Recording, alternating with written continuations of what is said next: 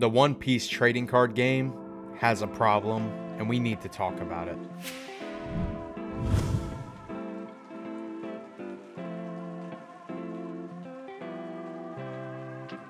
What's going on, y'all? It's GUMGUMTCG here, back again with another video, and today I have more of an informative rant kind of video here for you. As you can see, I've got the sim pulled up here with a whole slew of red cards, and that's because today we're going to be talking about the problem with the One Piece card game currently, and that is the dominating color, which is red. Red has been an unstoppable force in this game since the beginning. There was a lot more representation of other decks at big events at the beginning of this card game's life. However, now a couple more, almost a year into this game, and red is the dominating force, and they've had to make multiple hits to the red color just to balance it enough so that it feels like it's on the same level as these other decks, and it still isn't. So I wanted to talk about a couple cards today, a couple things that we could maybe do to solve this problem and make a more diverse meta. A new set just released, and there was a big tournament last weekend at Knoxville, Tennessee, and the representation was good, but when you look at the top cut breakdown, it's still flooded with red. But before we get into any of that, I do want to say, if you haven't checked it out, I am wearing a piece of merch. That's right, I have merch now. For all you red haters, I have all my homies hate red deck hats as well as shirts. And for all of you that just want to support me and rock the Gum Gum Fruit, I have Gum Gum Fruit hats and shirts as well. I will leave a link to my shop down in the description below, so please be sure to go check that out. I really appreciate it, and we will have some more merch coming soon. I also wanted to shout out Dueling Guard. If you haven't heard of Dueling Guard, they are the most amazing anime-inspired TCG accessory company on the market. They make incredible quality playmats, deck boxes, and binders to fit all of your trading card needs. If you haven't checked them out, make sure to go check them out. I'll leave a link to their website in the description below with the code GUMGUMTCG you can use for a discount at checkout to get yourself some hot new designs. What? You haven't heard of Dueling Guard? Dueling Guard is the best TCG accessory company on the market. They have high-quality deck boxes, binders, and playmats made for people who enjoy playing and collecting trading card games in style. They have tons of designs based off of fan-favorite animes such as One Piece, Bleach, Full Metal Alchemist, and many more. They hit the ground running earlier this year, making high-quality TCG accessories with beautiful designs that have sold out many times. So if you haven't picked up any of their products, make sure to do so before they sell out again. I have a few deck boxes and playmats from them already and can attest to how they don't cut any corners when it comes to quality, performance, and design. I highly recommend their products and use them every time I play cards. Be sure to check the description below for a link to their site and use code GUMGUMTCG for a discount at checkout. Alright y'all, so I really want to preface this video by saying these are my own thoughts and opinions. I know a lot of other people share these thoughts and opinions. However, if you don't, that's fine. I do like a competitive card game, and it can be a lot of fun at times, but when a single force is dominating, it can be a little harder to want to go to these high-level events playing something that isn't a red deck. If you know me, I'm not a red player. I don't play red. I haven't really ever played red except for a couple times on stream, and I played Law for like a week at locals when it first came out. But I don't want you to come at me and shame me for my thoughts and opinions. If you want to share your own, please do so in the comments below. Also, make sure to like and subscribe. We're on the road to 500 subscribers, and I really appreciate every single one of you that watches my videos. With that out of the way, let's go ahead and talk about the problem leaders. We're going to start off with a notorious one since set 1, and that's going to be Rono Azoro. I mean, this leader is just so generic and so strong that the strategies you can use with it are unbeatable at times. It's 5k, 5 life, Dawn times 1 on your turn, all your characters gain 1000 power. Just that blanket effect buff to all your characters is so strong that most Zoro builds nowadays play all these weenie characters that search and generate tons of advantage, that when you place one Dawn under them and one under your leader, you can swing for 5 times, 5k each, all in one turn on your opponent, and it just becomes very deadly very fast. I really do think that this leader is insanely strong and will forever be strong. It's one of the most represented leaders in the sealed environment for pre-releases, and for a while it was one of the most represented leaders in the competitive scene. It still is. A lot of people still pilot this leader, but I'm not going to talk too much about him. We're going to queue up the next one, and that's going to be Edward Newgate. If you don't know Edward Newgate, you must be new to this game, because this leader is the strongest leader to come out thus far, in my opinion. He is a 6k leader, so he instantly has that advantage over every other leader that is not 6k, and so far that's every leader except for the new Monkey D. Luffy leader that is yet to be released in the TCG. So he's just got that advantage already. He also has 6 life, so he has another advantage already. But if you don't know what his effect does, it says at the end of your turn, you add a card from the top of your life to your hand. At first, this wasn't thought to be so strong because you were killing yourself. However, you're actually just getting a second card to your hand for free every turn. And when you pair it with cards like the blocker from OPO2, the blocker Marco, and other defensive cards like Guard Point, Radical Beam, things like that, this leader gets very out of hand very fast. They generate a lot of advantage, and they can be very hard to kill. And right now, this leader and this archetype, Whitebeard Pirates, has had multiple hits to it already, and it is still the strongest leader. I did have a tier list video out a couple weeks ago, and I put this leader in tier 1, but I should have put it at the top. I thought that it was going to get overpowered by some of the new decks, and it clearly has not, and it's because of all the tools Red has. They have hit the stage card for this deck, which was Moby Dick, which gave a huge boost to all your Whitebeard Pirate characters, and then they also hit the blocker Marco down to 1, so you can only play one of this. Even though it's searchable, you can only play one. However, one is all they need sometimes. They have also limited the use of Radical Beam, because this card is insanely strong for the cost of 1 Dawn, especially when paired with the leader that gets you down on your life lower faster than others. So they had to hit that, as well as Edward Newgate character. This card is one of the reasons that this deck was insanely strong, especially when you pair it with those other cards. This makes your leader incredibly hard to deal with. It's 9 cost, 10,000 power. It says on play, up to one of your leaders gains 2,000 power until the start of your next turn. Then you cannot add cards from your life area to your hand by your effects during this turn.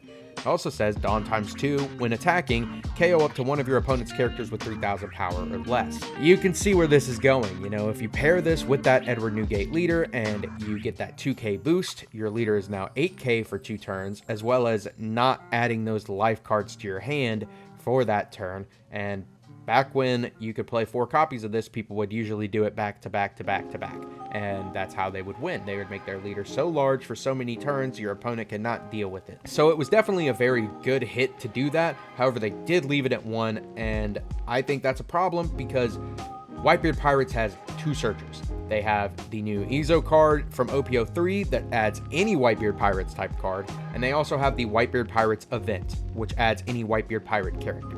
So when you have those paired together and you play 4 copies of each, that is an insane amount of searches through your deck.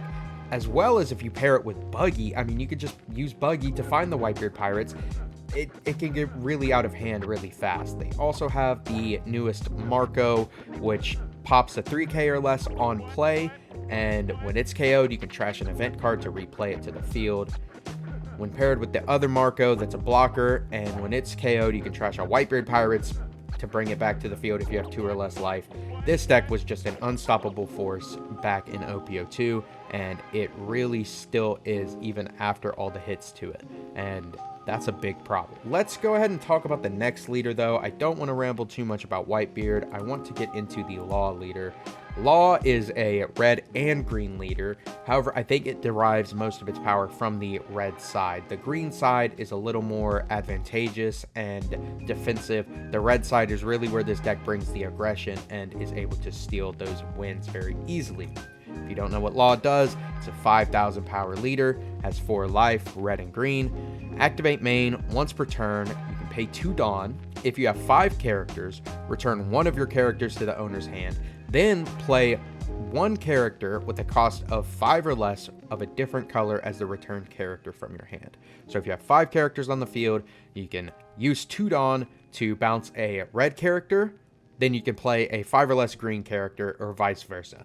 And when you pair that with some super strong cards like all your 1-drop characters, Otama, Makino, Nami, things like that, and then you also pair it with your blocker 1-drops like Chopper and Beige, and then you have your big guys like Monkey D. Luffy and Trafalgar Law, blocker, and the restand version. This deck gets insanely strong very fast because of how much it can search and how aggressive it really can be. You also pair it with the Roanoa Zoro Rush. I mean, this card's just been a phenomenal card since the beginning, right there with the Rush Luffy. And the Law deck can easily hit you for 5 to 7k like 4 or 5 times in one turn. And it's very, very strong, especially when they search multiple times a turn with cards like Nami, as well as Curly de Dawn, to grab Makinos, Magras, and your Straw Hat Crew cards. It can get really, really unfair when your opponent does that multiple times a turn, attacks you multiple times a turn, and is left with 10 cards in hand to your 6, and they have a whole field of characters when you have 1 or 2. Like I said, I think the advantage part comes from the green side, as well as some of the red searchers, but they get to use the bouncing effects of the Trafalgar Law blocker, and they get to restand things with the restand Law. So looking at the red side, it's a lot more push for aggro and lethal, like the Monkey D. Luffy, the Zoro, the Makinos to boost up the Namis, the Magras to boost up the Namis, and things like that. Overall, I just want to preface again, these are my thoughts and opinions, but currently the Law leader feels like a leader that should have been released way farther down the line than it originally was. It was released in OPO1, the first set, and to me, this feels like a card that would be released in OPO4, the current set, or further beyond. This leader's so strong, it's absurd. I don't really have any more words or want to talk about this leader very much more, but yeah, that's why I wanted to bring these leaders up, because they are so strong and they're so oppressive, and when you pair it with all these insanely powerful cards, which we're not going to go over every effect of every card, but I do want to point out a couple. I do want to point them out. You know, we have the Otama 2k counter that also reduces power. This card's insanely strong and it's searchable with Curly de Dawn. You have Sanji 2k, you usually don't put on the field, but it is a searchable 2k that can be played. You've got Nami that searches any of your Straw Hat Crew cards, which that can search for Roanoa Zoro, which is a 3-cost 5k rush character. You've got the Edward Newgate that we talked about, and then in Whitebeard Pirates you have a searchable 2k in Jozu that can also gain rush if your leader has Whitebeard Pirates in its type. You also have Vista, which pops a 3k or less on play. This was a menace in the OPO2 format. You had to play around it, and people ended up taking small blockers out of their decks because there was so much Vista in the room. You also have Ace, which is only played in Whitebeard Pirate decks, really. You can play it in other decks, but it doesn't gain rush unless you have a Whitebeard Pirates type leader, so kind of the drawback there, but this card is insanely powerful when you do get to use it. Makino, which I think is one of the strongest 1-drops, if not the strongest 1-drop in the game. It's a 2k, it's searchable, and you can rest it to give one of your red characters with a cost of 1 3,000 power during this turn. So if you don't deal with this card when your opponent plays it, they can just do that every turn with something like a Nami on the field, and it's just another 5k body every single turn. On top of it being a 2k counter, this card's insanely strong. We also have Magra, which on play gives a red character with a cost of 1 3,000 power. So it's like Makino, but only one-time use. However, you can play Magra, give your Nami a boost, swing with Nami, then next turn play Makino, give your Magra a boost.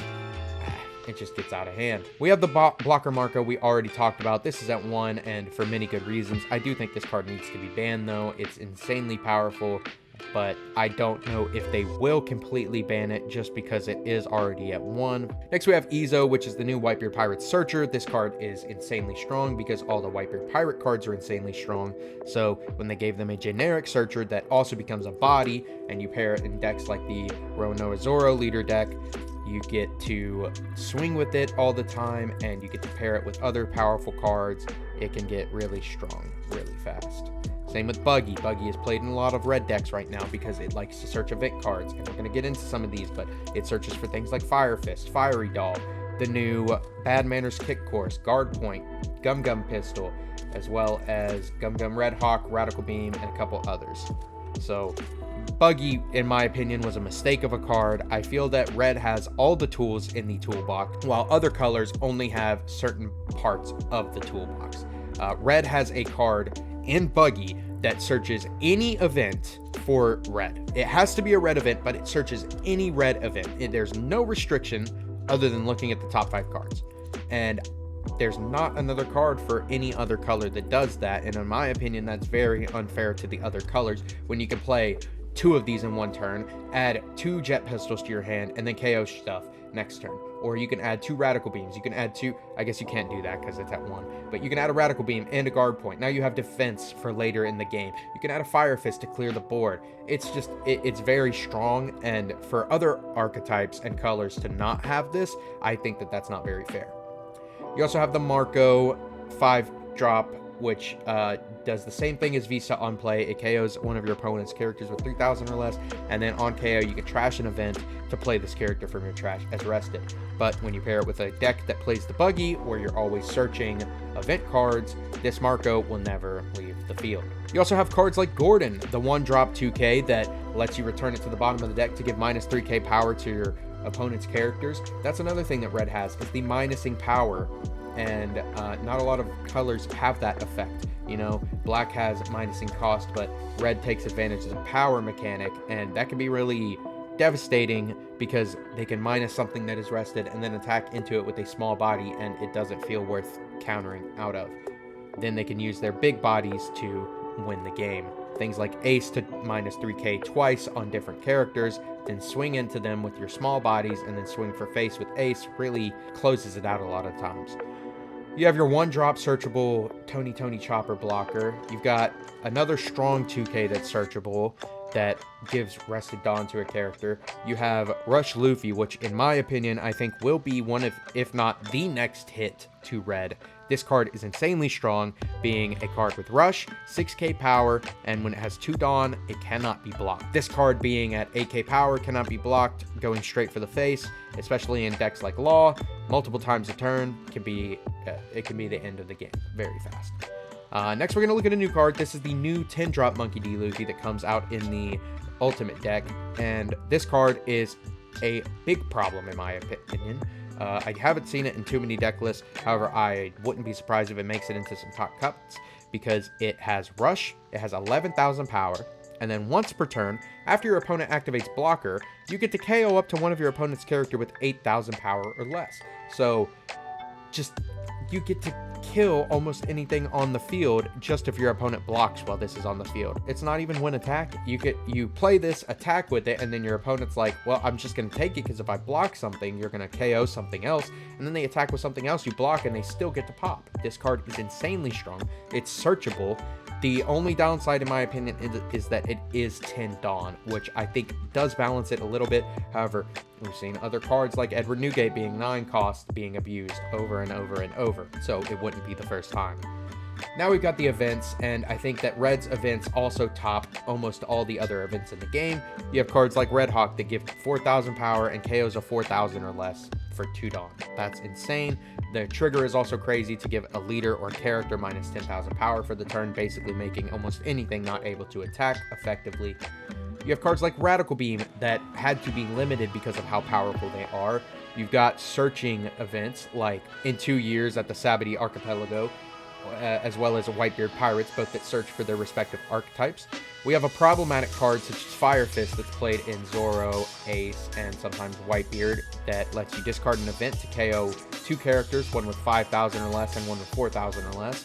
You have Fiery Doll that your leader gets 4,000 power during this turn. You've got the new Zero Cost Bad Manners Kick Course that lets you trash a card to gain 3k. You've got Guard Point for 1 cost for 3k. You've got Gum Gum Jet Pistol that KOs a 6k or less, and the trigger just activates the main effect. This card is insane. You've got Diable Jambe that gives a Straw Hat Crew leader or character card unblockable for the turn, which this doesn't see a lot of play, but I think when paired with the right leader and the right scenarios, this card is game-winning in its own right. You have cards like Gum Gum Giant Thrust, which is the new event that comes out in the ST10 Ultimate deck. It's a 2k power buff, which is just okay, but it also KOs up to one of your opponent's characters with 2,000 power or less, so it's stronger than other 1-cost events. You also have the new Gum Gum Kong Gatling, which is just a stronger jet pistol. It KOs something with 7,000 power or less, but the trigger effect does not activate the main effect. So I guess that's a relief. And then we also have the Moby Dick Band Stage card, which I was talking about earlier. It says if you have 1 less life cards, your Edward Newgate and all your characters with Whitebeard Pirates in its type gain 2,000 power. This card is absurdly strong. It's not locked behind a leader. They banned this card before we even got to play with it in the TCG. That's how powerful this card is.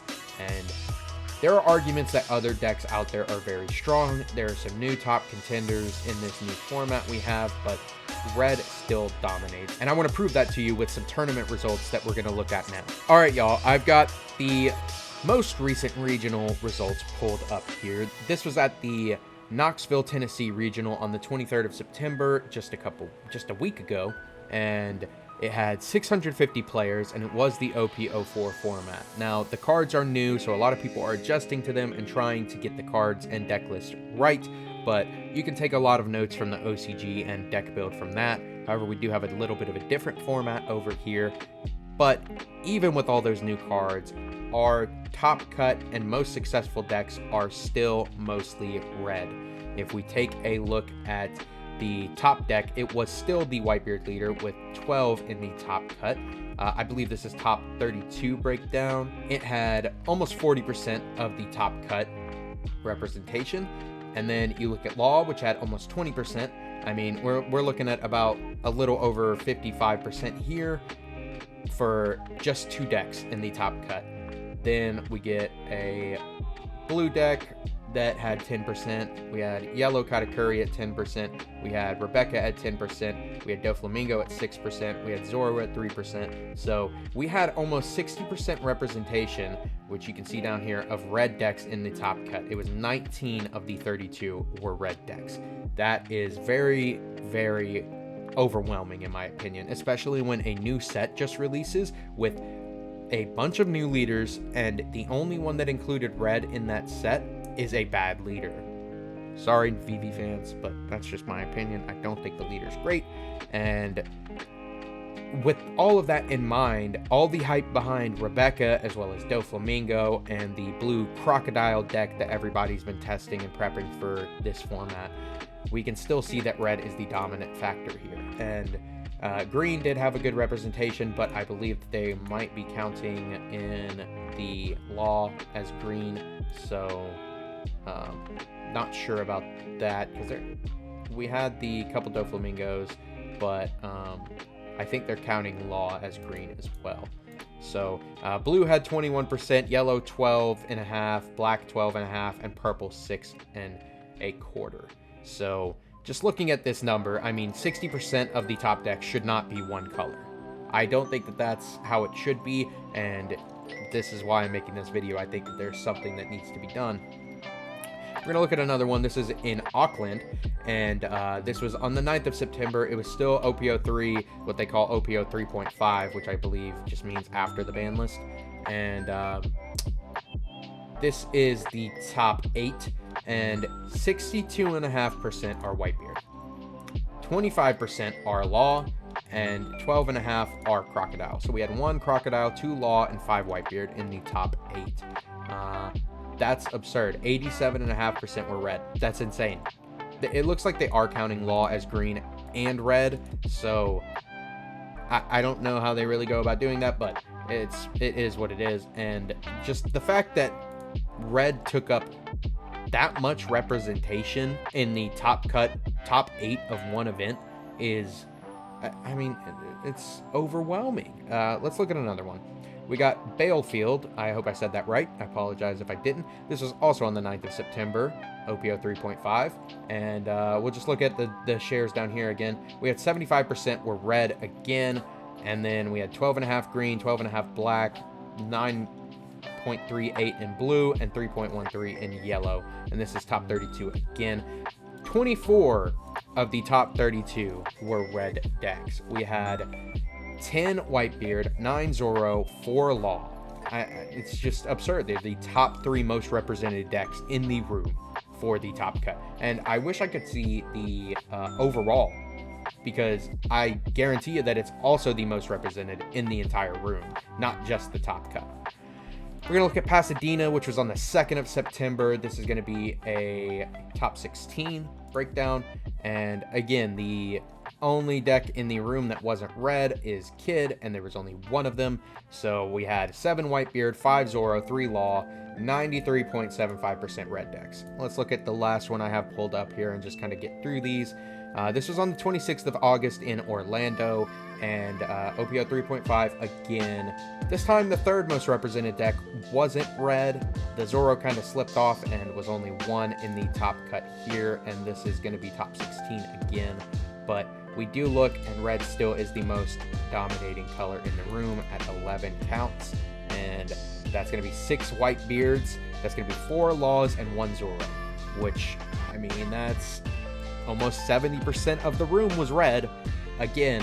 And I really hope that you can understand where I'm coming from here, and what I'm saying here is that I don't want the competitive scene of One Piece to go down because they just obliterate the red color. However, I believe that there need to be some steps taken so that red is not dominating another format for the 4th time in a row. So let's go ahead and take a look at some cards that I think we could make some hits to or do something about in order to maybe slow red down and give some of these other decks a chance. You know, in the OCG, they still had a representation of red in the OPO4 format, but it was a balanced format with Rebecca taking out a lot of the Whitebeard decks and Doflamingo and some other decks coming in, balancing things out, so it wasn't just red everywhere. All right, y'all, I have the sim pulled up here again, and I've got some cards that I want to talk about that I think we could maybe do something about to help fix this red problem a little bit easier.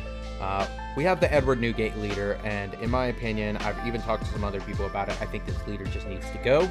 He just needs to hit the road, man. I think that this leader was a mistake in design, and especially so early in the game, it's just very strong, and then a lot of the cards that you get to pair with this leader in that archetype are very strong as well.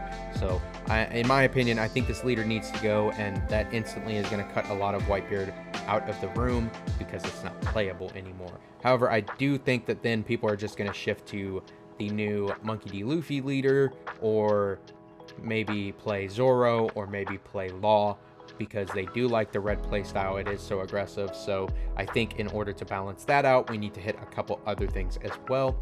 I don't think Nami needs a hit, honestly, but it is very strong being able to search some of the strongest cards with Rush in the game. Another thing that I didn't point out earlier is that red has the most Rush cards in the game. Some colors still don't have Rush, I believe. Green still doesn't have Rush. So blue only has 1 Rush card, like yellow only has 1 Rush card, I'm pretty sure, and same with black. So I think that red having access to so many cards with Rush, also them being decent sized characters and not weenies or overpriced for their Dawn, that's just a problem. And I don't think Nami is the right hit. I could see a hit down the line if Straw Hats are still really powerful. You know, we get a lot of new purple Straw Hat characters in OPO 5. So when you pair it with a leader card like the Luffy, purple, red, and then you can search all your purple Straw Hat characters and all your red Straw Hat cards as well in just one card. And then you can also use the in the 2 years at the Sabbaty card. I think that that could be very problematic. However, this leader isn't as strong as some people are making it out to be. It's not Whitebeard, but it is close. We have the 3-cost 5k Rush Zoro. Now, it's not got an additional effect, it just has Rush, but for that cost, being able to play that in a deck like Law or Zoro and just instantly make it 7k very easily for a hit to the face, which your opponent's going to have to counter with 2 cards out of their hand. It's just very strong. No other color has a card like this, and I don't think that this is the hit either, but I do think that this card is very strong, especially when you compare it to some other 3-cost 5ks in other colors. Edward Newgate character, this is another one I think that just needs to go. I do think that this just needs to get banned. It's insanely strong. It's still played at 1. It's searchable with Whitebeard Pirates as well as Ezo, so it's easy to find even if you only have the 1 copy in your deck, and I think it's time for this guy to hit the road too. He can go right there next to the leader card. Next we got Curly Dawn. I do think a hit to this would be very, very good to stop the Zoro and Law decks from getting as much advantage as they do. You know, this can search any 1-cost red character card. If they were to hit anything, they ban the Newgate leader, they hit Dawn to 1, or they ban Dawn, and then the red decks kind of just fall apart from there. You don't really have Newgate leader. I mean, you don't have Newgate leader anymore. That deck is not around anymore. And then all the searching that Zoro and Law like to do for their little fellas and ladies is no longer accessible through Dawn. They have to use other cards to do that. And I mean, just a couple examples that Dawn can search is Makino, the incredibly strong 2k counter card. I don't think that this needs a hit either. It's not that big of a deal, but when you can search it, add the 2k, or play it to give a character a boost, I think that's when it becomes a problem, is when it's searchable. And then you can bounce this and search for it again in Law. That's when that card becomes a problem. Ezo can also be searched by Dawn, and Ezo adds any of your Whitebeard Pirate cards. I know that Zoro really likes to play Marco now, and I mean, it can search any Whitebeard Pirate card. It can even search your events like Fire Fist. So I think that Ezo is also another problematic card. I don't know if they should hit this either. Like I said, I think that if they hit Dawn, the leader, and maybe one other card, we could see red decks start to take a step down and other decks step up. But I don't think Ezo is the right hit either. I do think Buggy's a problematic card. However, if they give the same kind of card to other archetypes just to be fair, I'd be fine with that. You know, I think that it's very strong, and red just has a very strong pool of event cards. But a hit that I'd like to talk about here in just a second is going to deal with that. We did skip over the blocker Marco. I think that this card might need to go too. It's just insanely strong, and it's kind of the same vein as this Edward Newgate character. You can still search for it a lot, and once you find the 1 copy, that's kind of all you need. So I do kind of want to see this card gone as well. However, if they hit Newgate, it's just not really viable in a lot of other decks unless you're playing a heavy Whitebeard Pirate deck. So I don't know. I'm iffy on this one as well. This 5-cost Marco, I don't think needs to go or get hit either. It isn't that overpowered. They have to trash an event card, which is more valuable than just trashing a character that could be a brick in your hand. You know, if they did hit it to like 3 or 2, that would make me happy, but I still think that would just be a little too much. One that I do think that needs to go down to 1 is going to be the Monkey D. Luffy Rush card. This card is insanely powerful, and especially in the Law deck, you can just abuse this card and the unblockable just so much, and I do think that this card is going to be even more of a problem down the line if it's not addressed now. Next we got Radical Beam. This is one that I think just needs to go. You know, I'm kind of just picking off the chopping block, you know, what they already have hit to 1. Just take them all the way off the deep end. It's time for this card to go. This card's insanely strong too. It's a very sacky one of. If your opponent has it and you think it's a guard point, they win the game because of it. I mean, it's very sacky, and I just don't think that it should be around anymore. Next we got Whitebeard Pirates. Like I said, this pairs with Ezo, and I think that just having 8 cards in your deck that essentially do the same thing is very, very strong and helps you dig for those big powerful cards like Newgate and Marco even faster, and don't think that this needs a hit, but if they hit these other cards, it should be fine. Another one is Fire Fist. This has been played in a lot of Zoro decks recently because it just removes 2 bodies off the field, and when you pair it with cards like your Buggy, where you're searching events all the time, it's very easy to get access to this card and pull it off, especially when you pair it with some of the cards that red has to reduce cost, like Otama. And then next we have Guard Point. It's just a strong 1 cost counter event, and I don't think it needs a hit necessarily. I don't think that Guard Point's the problem card. However, I do want to point out that this is a very, very strong event card right there with Radical Beam. But again, these are all just my own thoughts and opinions. I'd love to hear what you all have to think down in the comments below. If you're not subscribed, definitely subscribe to see more videos like this in the future. Make sure to go check out Captain's Wheel, a new series I'm doing with my brother where we play random decks every week. And make sure to like, comment as well. Check out the description for a link to Dueling Guard and use the code GUMGUMTCG for a discount as checkout. Also, if you're a red hater, make sure to pick up All Your Homies Hate Red Decks hats as well as shirts, and check out all my social in the description below, as well as my Twitch and my Discord. Once we hit 100 members on Discord, I'm going to be doing a free box tournament, so make sure to get in there before we close that up. I want to thank each and every one of you for watching this video today and letting me voice my opinion, and we'll see if they do something about the red decks here soon. But for now, all we can do is wear our hats and pray that they will. Thanks so much for watching, and I'll see y'all on the next one. Peace.